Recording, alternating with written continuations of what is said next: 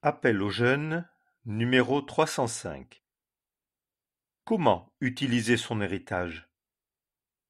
Voici une histoire racontée dans la Bible, la parole de Dieu donnée aux hommes. Un fils réclame son héritage. Un homme avait 2 fils. Le plus jeune dit à son père, Père, donne-moi la part du bien qui me revient.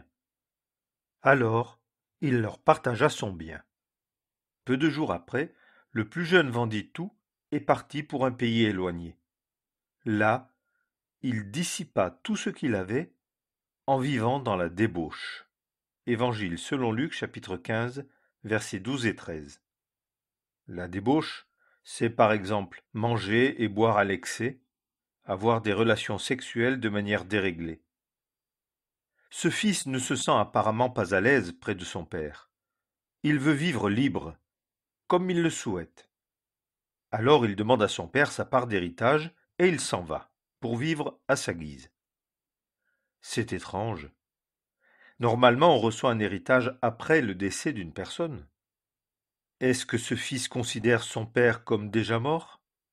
Ou pour lui, l'argent a-t-il plus d'importance que son propre père? Après qu'il eut tout dépensé, une grande famine survint dans ce pays-là. Et lui aussi commença à être dans le besoin. Mais personne ne lui donnait rien. Versets 14 et 16. Que c'est triste. Ce jeune croyait trouver le plaisir et la richesse. Mais en fait, il a perdu tout son héritage. Il se retrouve en difficulté et seul.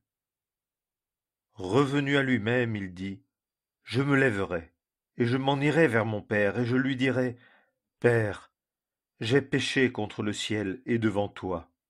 Je ne suis plus digne d'être appelé ton fils. Traite-moi comme l'un de tes ouvriers. Il se leva et vint vers son père. Versets 17 à 20.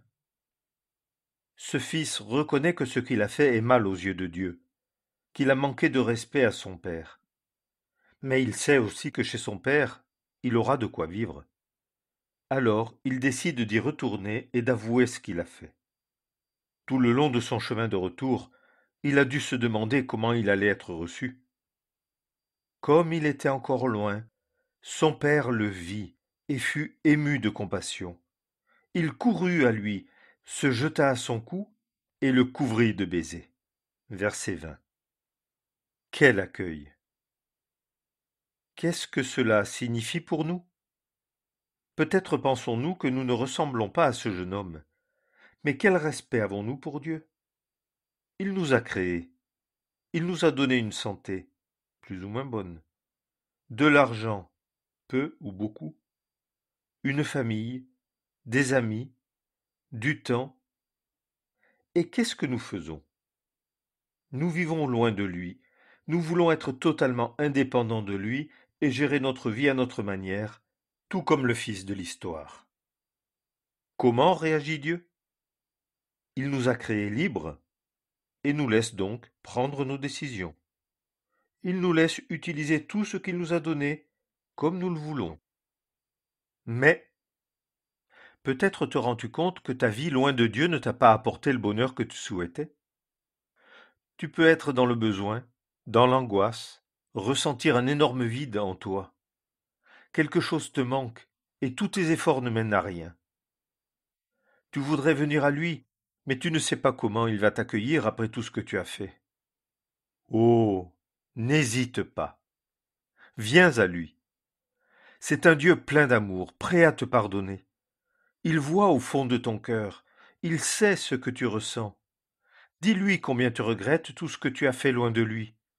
Il te recevra, parce qu'il t'aime, et parce que Jésus-Christ a déjà souffert sur la croix pour effacer tout le mal que tu as fait, tous tes péchés.